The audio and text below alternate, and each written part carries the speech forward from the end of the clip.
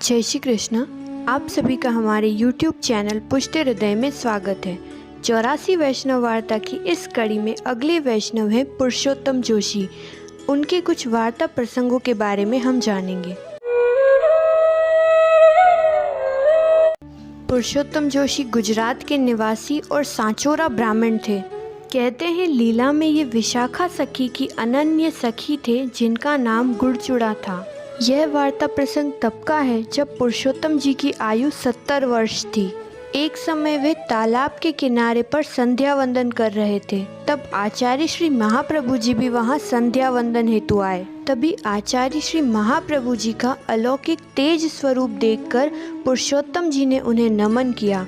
तब पुरुषोत्तम जी ने आचार्य श्री से प्रश्न किया कि हे महाराज, ज्ञान मार्ग बड़ा है या कर्म मार्ग? तब आचार्य श्री ने उन्हें बताया कि जिस मनुष्य के हृदय में जो मार्ग दृढ़ता से बसा हुआ है और जिस मार्ग पर उसे संपूर्ण विश्वास है, उसके लिए तो वही मार्ग बड़ा है। यदि किसी मनुष्य के मन में ज्ञान मार्ग के प्रति संपूर्ण विश्वास और दृढ़ता है तो उसके लिए ज्ञान मार्ग बड़ा है, और यदि किसी के मन में कर्म मार्ग के प्रति संपूर्ण दृढ़ता है तब उसके लिए कर्म मार्ग बड़ा हो गया। किंतु मेरी दृष्टि में सबसे बड़ा मार्ग भक्ति मार्ग है, जिससे प्रभु की शरण प्राप्त होती है।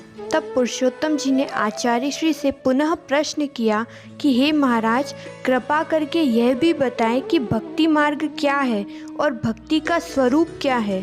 तब आचार्य श्री ने बताया कि भक्ति का स्वरूप तो बहुत बड़ा है, किंतु मैं तुम्हें इसका संक्षिप्त रूप बताता हूँ।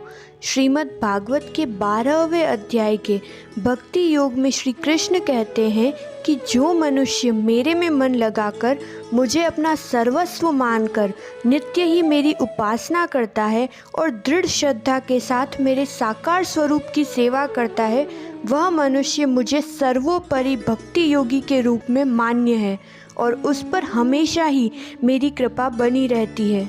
और तब आचार्य श्री ने भक्ति के स्वरूप और अर्थ को विस्तार से समझाने हेतु 11 श्लोक का भक्ति वर्धिनी ग्रंथ की रचना की। ऐसे परम भगवदीय वैष्णव पुरुषोत्तम जोशी जी के चरणों में हमारा वंदन है, जिनके कारण हमें भी भक्ति के स्वरूप को जानने का अवसर प्राप्त हुआ। यह वीडियो आपको कैसी लगी हमें कमेंट करके ज़रूर बताइएगा और इसे शेयर भी कीजिए। जय श्री कृष्ण।